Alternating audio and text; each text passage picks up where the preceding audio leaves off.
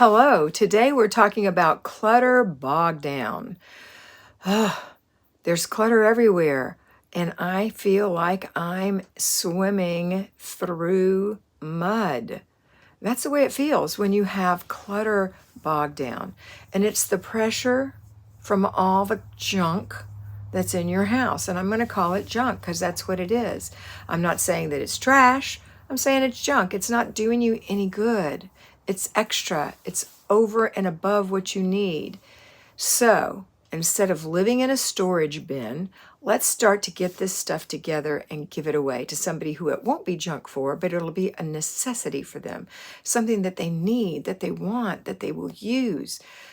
Where for you, it's just rusting and decaying and not what you want things to be like. So this clutter bog down will lift, the bog will lift, and you will be happy to get rid of your stuff. Start today. 5 things.